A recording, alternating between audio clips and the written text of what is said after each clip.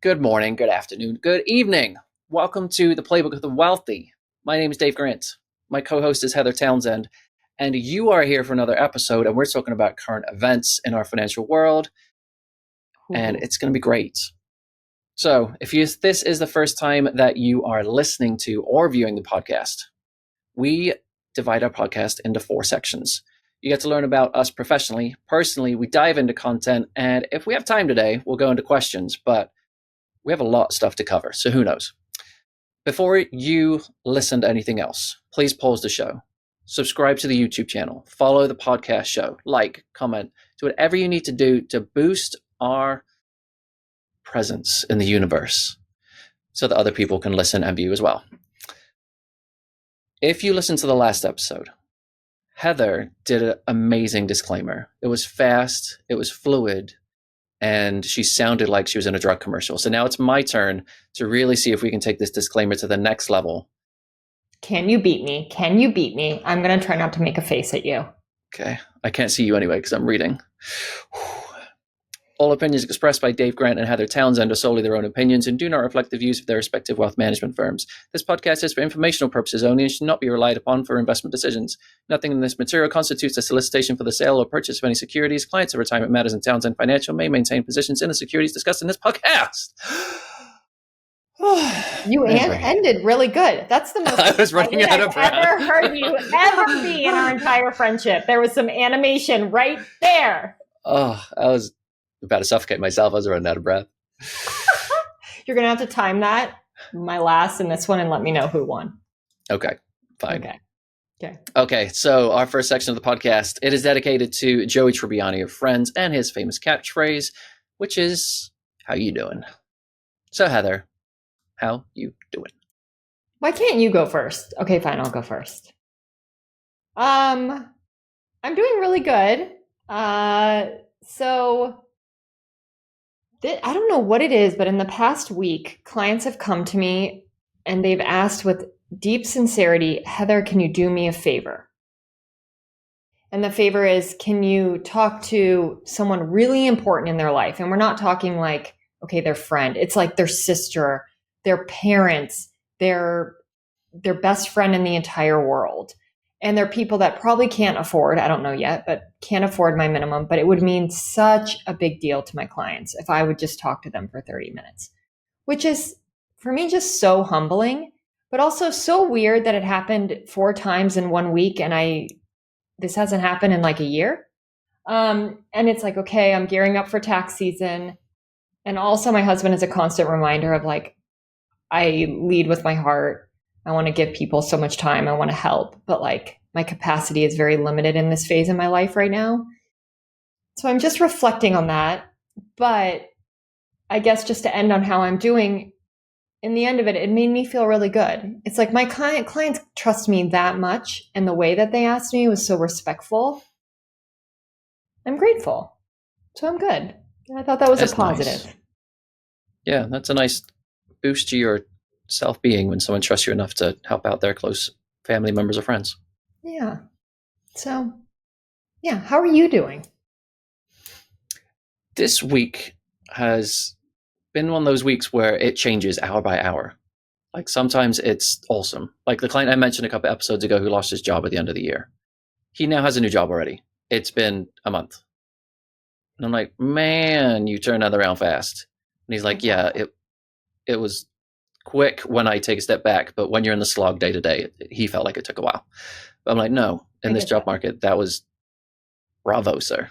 Well, and if it's with a corporation, how slow do they move, right? Like most times you can't, even if you get you interview, it takes just even 2 months, I feel like sometimes to interview. Maybe I'm wrong, but sometimes it's such a slow process. So a month, that's amazing. Yeah. So I was very happy for him. And I have a client who is not a US native. They've moved from across the world to work, and we are going through tax season the first time with them. So it's an education process of you're going to be expecting this form, but instead of throwing them to the wolves, I'm like, okay, you have this account, you're going to be expecting this tax form. And it just wasn't there. I mean, we're in the middle of tax season. They're not all there yet. So when it came down to it, eventually arrived, and they're like, thank you for letting me know that was coming, because I would have just given you all the paperwork and I would not have waited. So it's just those nice reminders of, okay, those small details that we take for granted, other people like, that's a huge deal. So thank you for sticking with me there. Yeah. All right. So we're all good. All right. Next section. Let's dive in. Can I caveat this? Heather has done so much research on this episode with current events. She's pulled up facts. She's pulled up stats. I'm here for the ride because she has pretty much pulled out all our speaking points, and I'm here for you. So, well, because I want your opinion. So this is going to be exciting. Like, I can't wait to have this conversation with you. But, for our listeners, there's a lot going on in the world right now. And I wanted to touch on current events and just kind of give some education around it. And Dave also, so everyone, I want to hear your thoughts, right? Like, here's how I'm thinking of it. How are you thinking of it? This one is to one of my favorite CPAs in the entire world. You know who you are. He actually found out that we were doing our podcast and emailed me and goes, can you please talk about this? ChatGPT, I always want to say BPT, and how many times it gives wrong tax and financial advice. What are your thoughts, Dave? I agree. I mean, if you looked into the programming of ChatGPT, as of, it was probably a year ago, it was 2 years behind in knowledge. So any current question you asked it was not going to be able to give you an example. And so even when I've asked questions, it's been a case of a very generic answer, or it's been, I can't give you the answer because I don't know. It's getting a little bit more brave with its programming, which you will go into, and it's actually giving answers now. Wait, it will say, I don't know? It used to. Oh. Now it's getting more brave and it's giving the answers. And they're not always right. So that 2 year example is a great one of one example I have.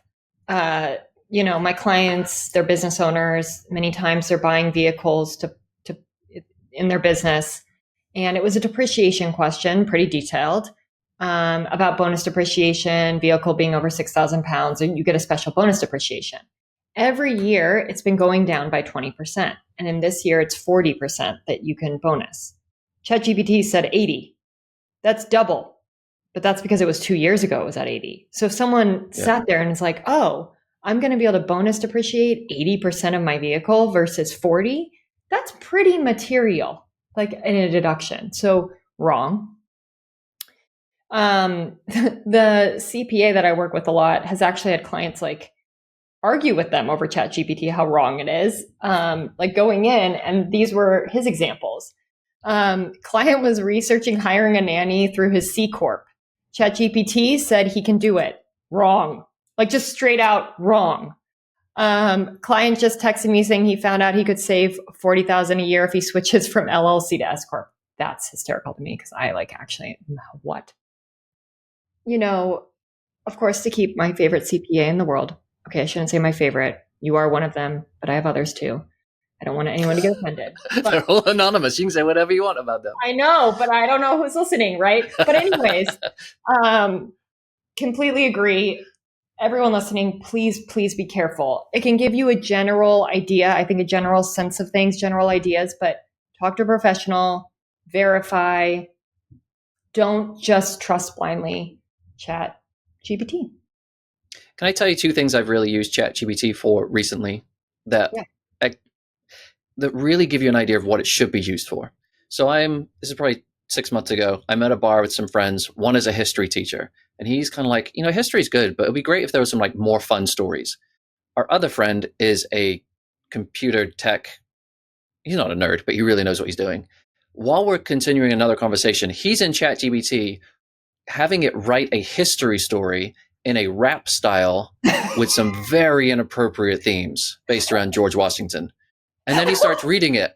And we're like, that's amazing. What? Where did that? And he's like, I just made it up. ChatGPT did the whole thing. I was like, in 5 minutes? I'm like, yeah. I just rewrote a prompt, re-edited it, and it was great. So that's a fun thing. And then someone else in the financial space was needing a flow chart for a client. And they were like, I'm not good at drawing. So I went into my ChatGPT. I subscribed to the premium version and it does a lot more stuff. And then I wrote the prompt and it just designed the flow chart and I sent it to them and they're like, that would have taken me forever to write or figure out. And this is great. This is what I need to get started. So it's good for accelerating what you're doing that doesn't require technical knowledge, so to speak.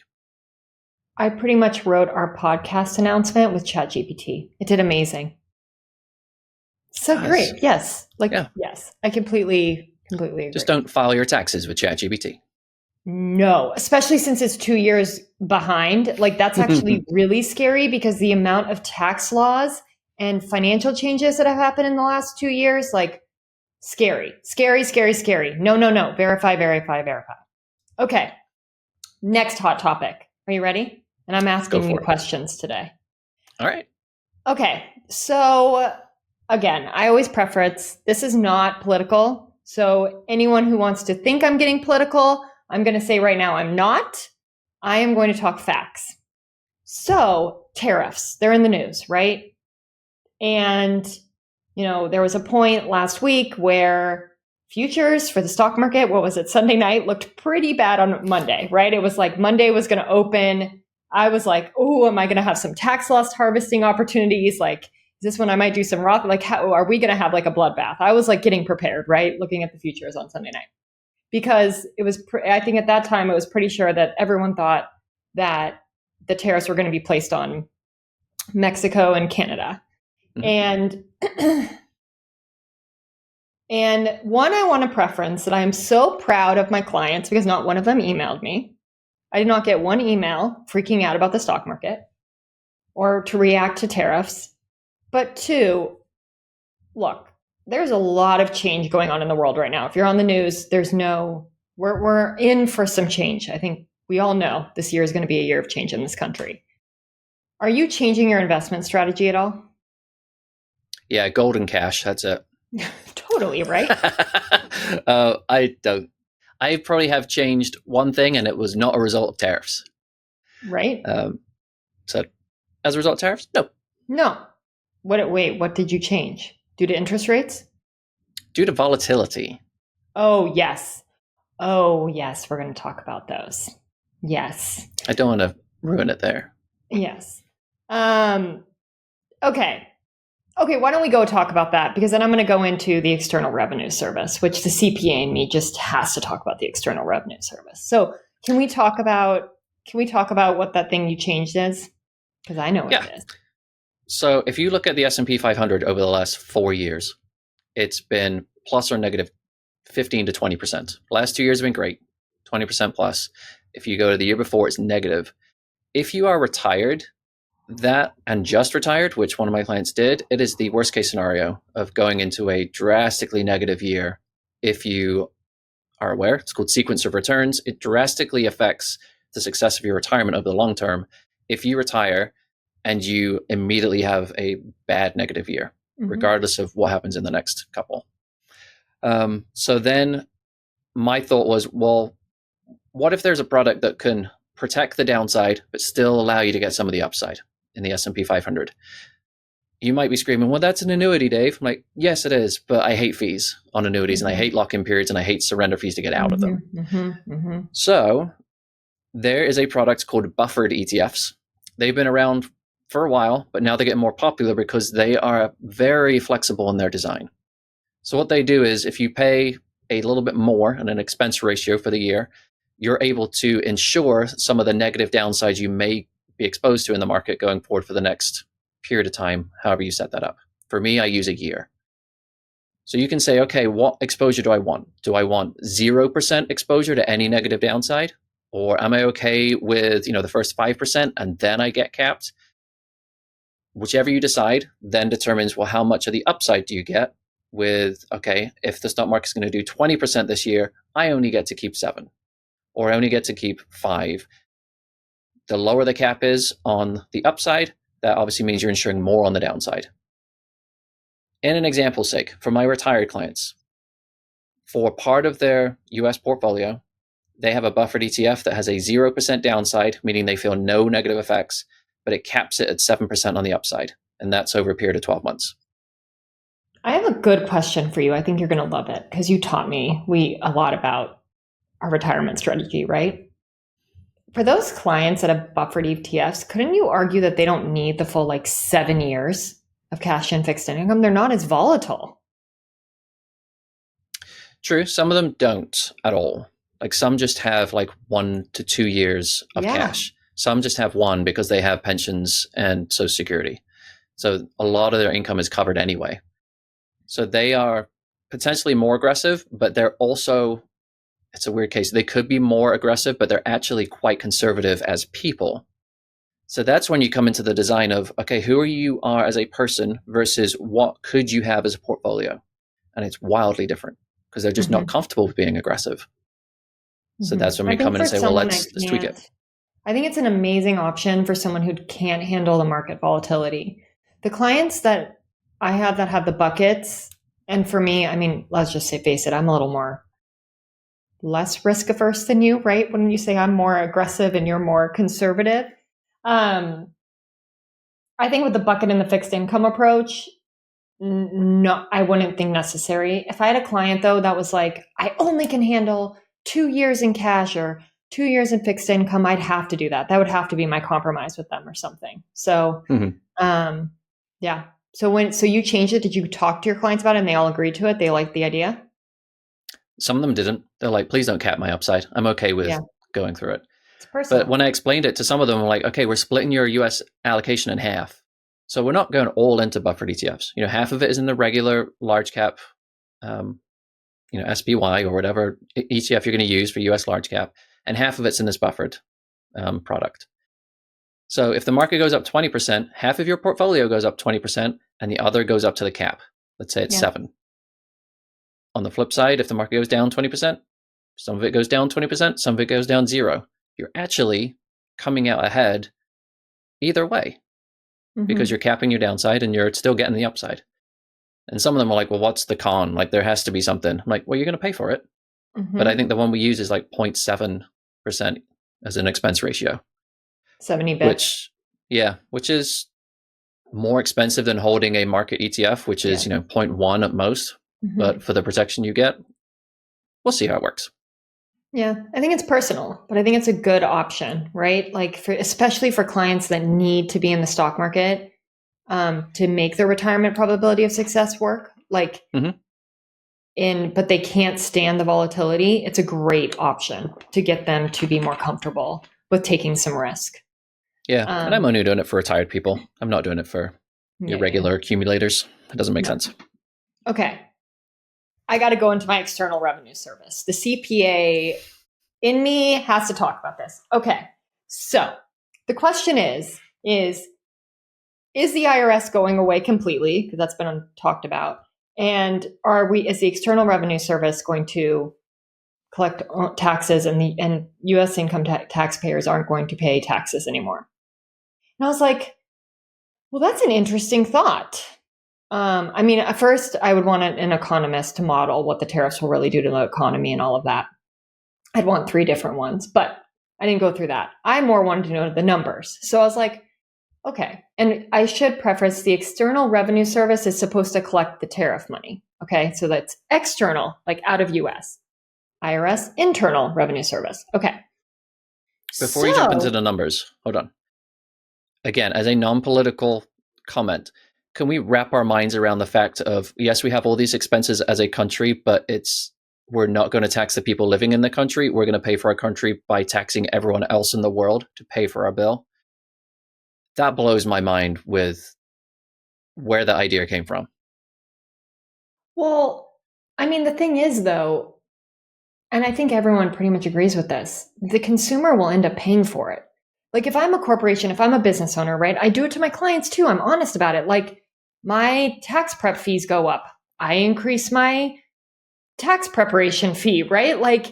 It's what happens. So if you tariff a good and now the corporations have to buy that to make the good, they're going to just raise the fee to the consumers. So I mean, now look, people that are really wealthy could end up paying more taxes because they're probably going to consume more goods, I guess you could say it, or the higher cost. But I don't know. That's a whole nother can of worms. Yes, it But is. here's where I wanted to go. Okay, so I had to look some stuff up. I was like, okay, I want to know what they are projecting, and I was actually really impressed that they had put this information out. What are they projecting they are going to collect in tariff income for the government?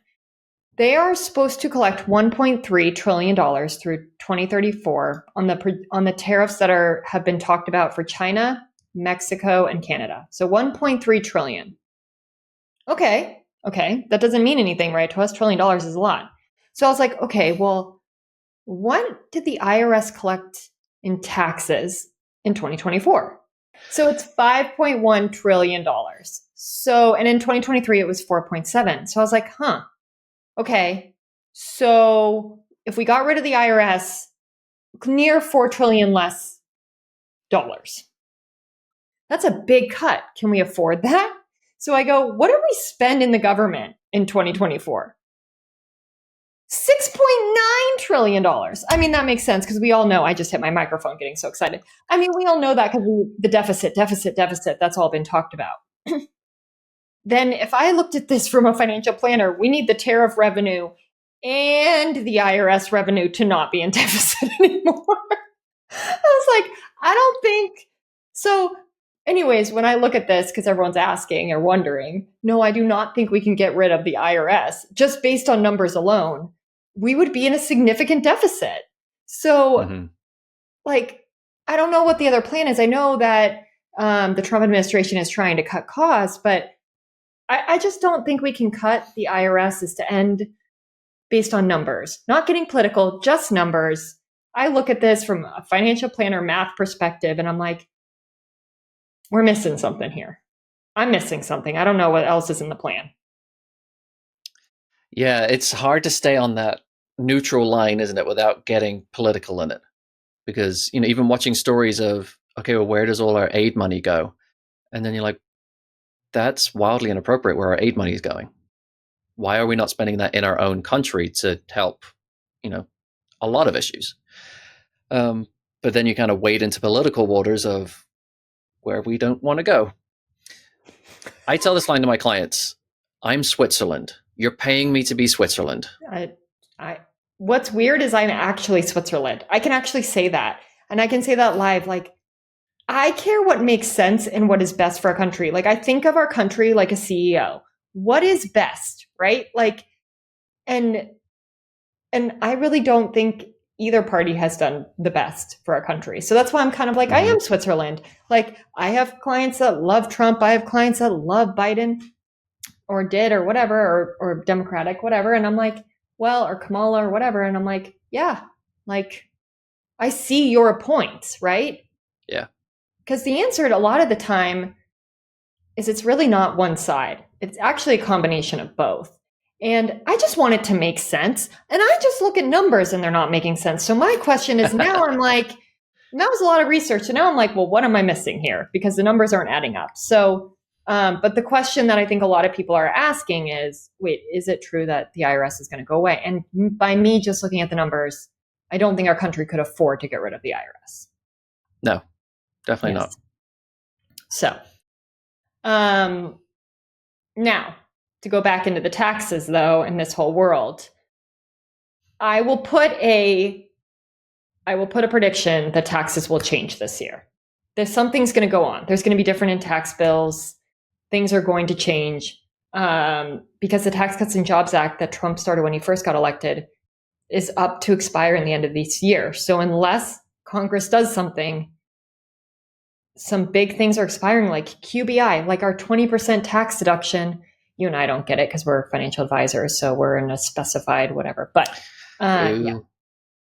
But like, there's some big things on the table right now that if they expire, people are going to have some sticker shock next year. So I think a tax bill will get on the floor this year. I agree. There's a lot of rich people who will not benefit from the estate laws just resetting to what they are before. And, some of those ultra rich people connected to lobbyists. So I don't think that this bill will remain unchanged. I think it's just going to get adjusted and then it'll keep going. Okay, I have another thing that I want to talk about. And it kind of just got like, I don't know why this wasn't bigger in the news, but so I'm a certified student loan specialist. I have done so much freaking education on the student loan payment system, and I'm still confused, honestly. Like, it's complicated, right? I don't know how someone does this. So, with student loans, if you pay a certain amount of payments under a certain type of plan, they're called income-based repayment plans, you get your student loans forgiven in a certain time, depending on what income-driven. But to figure out how many payments you've actually made towards forgiveness is like, I don't know, kind of this really hard thing to calculate or figure out. There's like really no way unless you keep really good records. But you are now right now able to log on to studentloan.gov or whatever and see how many payments you have qualifying towards forgiveness. And I thought that was a win for student loan people and me who are trying to make these decisions for my clients. Should we pay off or should we not? That is a big one. And it should have been done from the start. Totally. If you're in that program, that's an important number for you. Totally. So wanted our listeners to know about that. Also, I do know some people were concerned. I don't know why. I'm not, because I feel like our information's out there already. But, with what's gone on, some people do have some anxiety about their information being out there. Just put a credit freeze on your credit. I think it's good to have. Yep, I did that on one of my reports. We were remodeling a bathroom 4 years ago.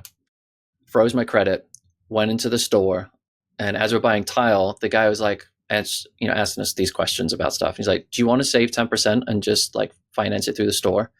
You can pay it off tomorrow." I'm like, "Yes," because tile was way more expensive than I thought. Yeah. And then he ran the whole thing. He's like, "I can't get access to your credit." I'm like, "Oh." So then my wife did it.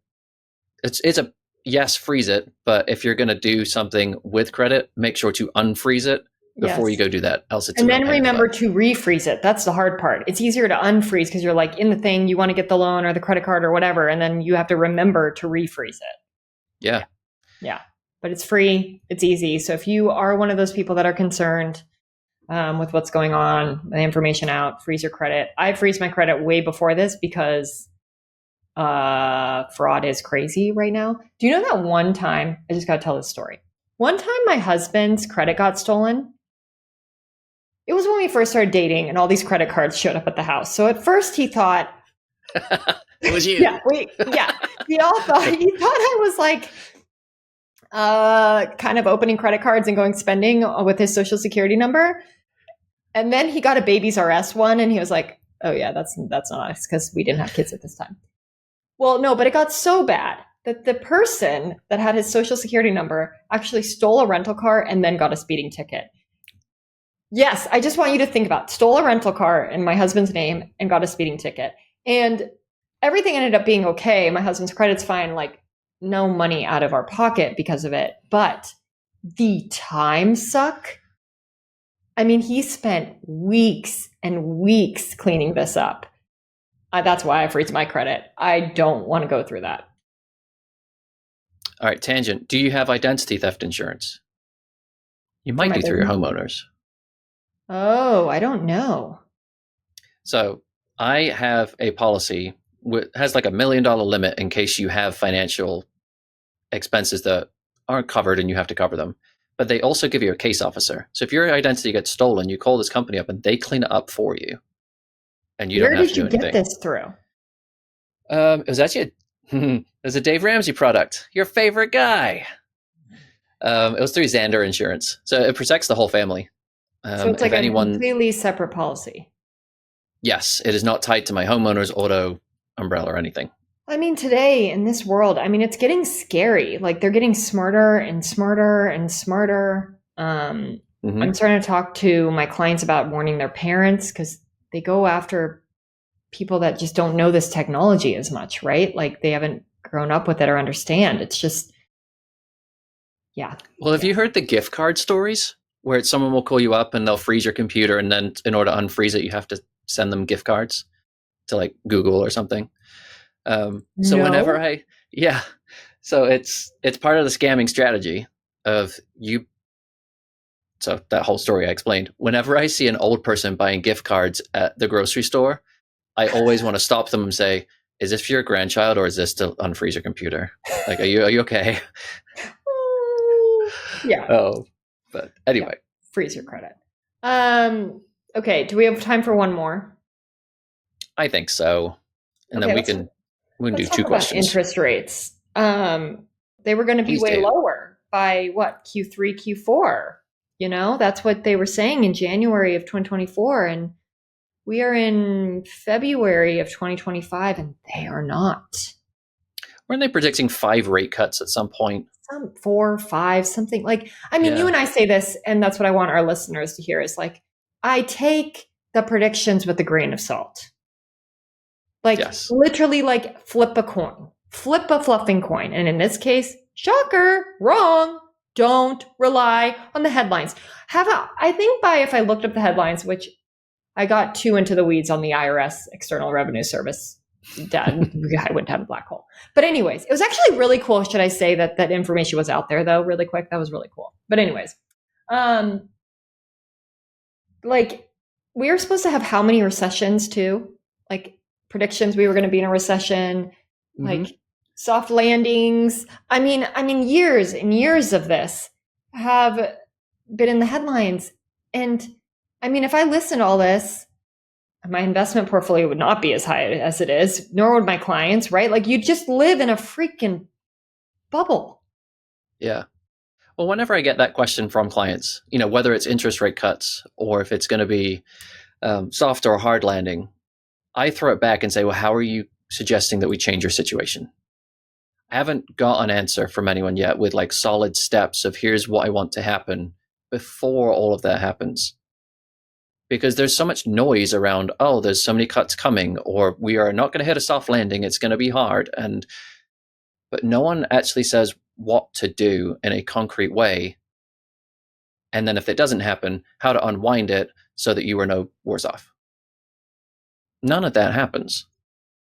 No. I mean, but I also think that that's where like having assets and having diversification, having reserves, it's like that peace of mind because based on, we have no idea what's going to happen. I don't know what the next decade's going to look like. But I have a plan for if X happens, if Y happens, if Z happens, like it's all going to be okay. Yeah. And I think that's the thing. As long as we have a plan when it happens, that's great. You can't have the plan assuming it happens because it might not happen. Like I said, interest rates. 4 cuts is now 2. And now they're being held steady. So anyone in the housing market was like, yes, interest rates are going to be cut. We're getting back down to 3. Whoa, are you in a sad state right now? Because now We're it's actually in a 6.5. very normal interest rate environment. These are normal interest rates based on like, if you go look at a chart from the 1970s, these are average rates. Like this is healthy. I know it's weird. I'm sure you don't like paying them, but like it is actually balanced and normal. Yeah, the whole anchoring to 3% is wrecking people with their that was journeys. Some of the inflation and all of that, but we won't get into that. Thank you for all of your research today. Well, you're welcome. I feel like you're proud of me. I am. That was a lot of work. And as you'll find out in highlights, I had 0 time this week, but we will get there. All right, our next section is called What Would You Do? Question number 1. Heather, are you feeling in a car financing mood today? Would you like me to read this question to you? Yeah, let's go. I am currently in the market for a new car, and I am nervous about current interest rates. I'm looking at a $65,000 SUV and wonder if it makes sense to lease or finance. I typically keep cars for 8 years and have bought out leases and financed cars. What's your opinion in today's market? I think I just read something really interesting that used car rates, I think, are higher right now, like 7 to 9 or something. I swear I read this somewhere. And then new car rates are actually lower, I think, because the dealerships and stuff can, offer a lower interest rate, like sometimes even 3 or 4. So I think one, you gotta, if you are financing it, it looks like you're either between lease or finance. So we're not paying cash for this vehicle. So that would then mean interest rates matter. So, I think if you are going to keep a car for 8 years, buying it makes sense, in my opinion. Mm-hmm. But buy like a good SUV. There are SUV car companies that I don't think have as a longevity as like a Toyota. My gosh, Toyotas are my clients that have Forerunners, they like last forever, ever. Or like a Tesla, right? The maintenance is like nothing. You do your tires and what? Like windshield wipers? Windshield washer fluid. Yeah, like I would really consider what type of car and if it has a longevity. I would really look at the interest rates. New might actually make sense, weirdly enough, especially for 8 years because of warranty. Leases right now, because of where interest rates are, I think leases are actually higher. And for you owning for 8 years, I don't think a lease would make sense. So yeah, I think comparing that lease and finance rate, there's not much difference right now. Usually there was a big delta between a lease payment and a finance payment, and there's not. Yeah. All right. We use our credit cards for everything and have accumulated several points across various cards. Oh, awesome. But we're ignorant. Not anymore. We're about to teach you. How do we best use these? I've done this. I played the credit card points game. So first thing you're going to need to do is you're going to build yourself a big old spreadsheet. And it's going to have what card it is. Shh, I'm giving knowledge, Heather. I know, but of course you would build a spreadsheet. Like, oh my God, I can't wait to hear this. Keep going. Okay, let's go. I mean, it's going to be a spreadsheet with the card when you opened it. If there was a sign-up bonus, how much that was. Have you hit the minimum spend? All of these things, because that comes into, okay, well, how many points do you have? Where can you transfer them to? If it's a Chase credit card, you hit gold because they can transfer everywhere and anywhere. Other cards, not so much. So Chase is going to be your number one go-to. So let's kind of play some scenarios. Let's say you got $1 million points in Chase and 1 million points in Hyatt, for example. Well, you're going to use your Hyatt points for hotels. Chase, you can transfer to major airlines, so you can use that to book travel. If you do not like to travel, convert all of that into cash back and just take the cash and run away. Obviously, if you do get into the weeds about it, it's all about how much those points convert into what's the dollar equivalent. Usually $1 point is worth a penny, but if you can get more than that, then that's great. And you can with Chase cards. Yes. So I would build that spreadsheet, but get into a Facebook group too, because there are some very knowledgeable people about points that will teach you everything you need to know. Yeah. Well, and also, so I do play the point card game. Sometimes there's this crazy website that my friends taught me about that they will actually show when they'll run. It's like a sale, but that's like the wrong word. But like you can get 30% more points if you transfer this week to Delta. I'm making something up, or Virgin Air, whatever. And if you run that doesn't like to travel, it doesn't like to use travel points, then don't have a travel credit card. You will literally make more getting a cashback card. That double cash, city double cash, like 2 right away. Just if my clients just want cash back, I'm like, just go get a cashback card. But if you love travel, the travel card game is definitely the way to go. I don't buy flights anymore. Me neither. Our spring break is all financed through credit card points this year. So it's going to be a wonderful, cheap trip. Okay. I'm working with an advisor, and based on my income, he's suggesting super funding a 529 plan. We have 1.5 million in a taxable account, and we could use that to super fund for each of the 3 kids. Should we be doing this? And the kids' ages are 7, 4, and 3. No. Oh. There you go. Done. So if you want to super fund, so if you're funding a 529 plan, you can give up to the gift limit each year without falling foul of any IRS rules. You can go over that, but then your tax paperwork just increases a little bit. Super funding is when you lump 5 years worth of gifts together and you put it in at one time. Now, in order to do this, superfunding limits, it's $95,000 per year per person. And then you do that over 5 years. That's $475,000 you can do for each person contributing to a 529 account per year. So you can obviously put a lot of money into 529 accounts. You're then locked in. You can't do any more funding for the next 5 years. But if you're superfunding an account, and let's say you use the whole $1.5 million, if you did $500,000 to each child's 529 account, stupid. They are going to be huge by the time they get to be college age. The only reason I think you do that is for, like, you're super wealthy and you want this passed down to grandchildren and then future grandchildren. And it becomes like the family's college fund is where it makes sense. But just for your, like, there's no guarantee your kids will have kids. There's no, like, and if you don't want to give a legacy, and like from other financial advisors that have seen more, like, seen financial advising from a much longer term period than I have, right? Like they've gone through clients with 20, 30 years. I'm only 37. That's not possible. So I asked those advisors that are much, much older than me. And many of them say, like, these clients end up with 529 accounts that they don't know what to do with. They didn't spend it all in college. Then what do you do?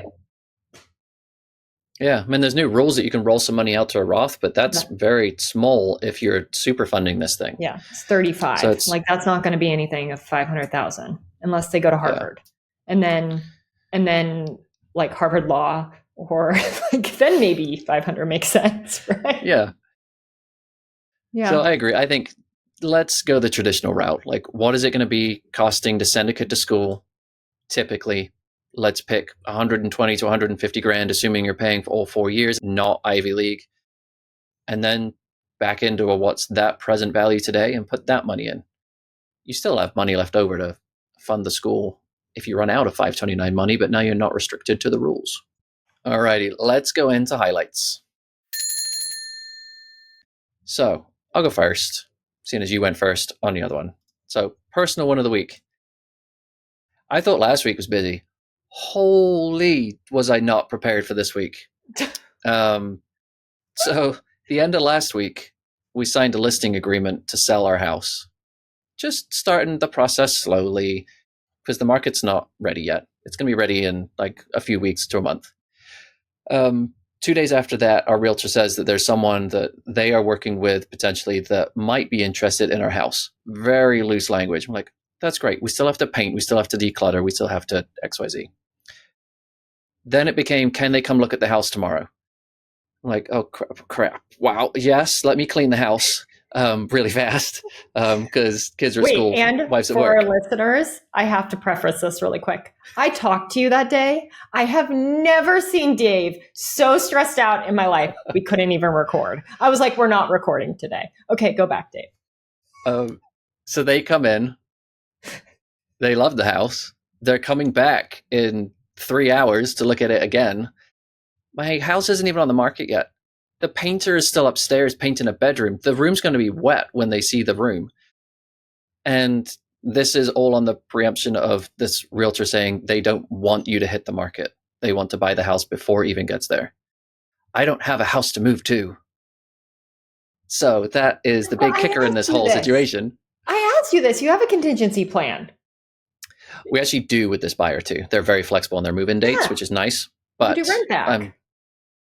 Yeah, there's plenty of stuff to do, but this happened in 4 days. I think it's. I was not. Can I give you the other side of things? In Arizona, different markets because we live in, but at least in Scottsdale, some properties are sitting for a very long time. They're not all of them, but some of them are not turning liquid very fast. They're sitting on the market for months and months. It's a different market, and so I'd much rather this be your outcome than we're 6 months in and you're like, well, I don't know. 100%. Yes, I'm aware of how blessed we are in this situation. Still have to find a house. So that's the other part of this. But the fact that it's just happening faster than we expected, and we're both planners in our marriage. So we didn't expect this. We didn't plan this. We didn't emotionally prepare. So it's thrown us for a loop. Great situation to be in, though. Yeah. I'm excited for you. Okay, you'll have to let Yeah. us know how it goes. Oh, I will. So I feel like we're going through transitions. My husband got a very big opportunity put on our laps, Ooh. and it would change our lives. Maybe not in as much as like financially, but lifestyle wise, just it's a big decision to make. Especially, I think it's very big when you have kids involved. And you're going to love this. But I was like, you know, we need to go lock ourselves up in a hotel room and I need to do our financial plan. And he looked at me like, what? I remember this time before twins, I was pregnant with them. So nauseous too, by the way. Um, Morning sickness, sitting in Santa Barbara. And we came up with like our ideal life with kids and our ideal income number to have everything we wanted. Like we really financially planned and put targets, right? We have not done that since. And we hit it. And so I was like sitting here doing our numbers at the end of the month, doing my business distribution. He comes with this big opportunity and I'm like, whoa. Hold on. I have neglected my own family. I'm like, I'm just paying bills, stuffing stuff in our brokerage. Like, I don't know where we're headed. Like, I mean, I know where we're headed for financial freedom, but like the big goals, I was like, I'm sorry. My big ask for you is we're going to go in a hotel room and we have to do our financial plan and big picture planning. And he looked at me like, that was not what I expected your answer to be, but okay. Especially when you preface it, we have to go to a hotel room. Well, because I'm not going to do it sitting in my house with like, I don't know, the kid. Like you need that like to really like goal plan, think big picture. For me, I need like to marinate on it. I need to talk about it and then go for a walk or what. Like that's just how I operate. And they're deep conversations that we have to have. And we haven't had them for 5 years. That is neglect right there. I know. I've just been so in it growing. My business grew faster than I expected. And then I had twins. I mean, my mom, I had to help her. Like, there's just been a lot going on in the Townsend household that I was just like, and it was all good. I mean, we're doing good. So I didn't, but like, it's like, wait a minute. I'm doing what I won't let my clients do. So I kind of smacked myself across the face. Alrighty. So thank you for listening to this episode of Playbook of the Wealthy. You can find us on whichever platform you listen to podcasts, and the video version of the show is on YouTube, Instagram, and LinkedIn. If you want to send an email to the show, you can contact us at hello@playbookofthewealthy.com. Make sure you have it titled to Heather because she loves them. So we'll see you next time. Take care. Wait, this is for my homegirls. Toodles!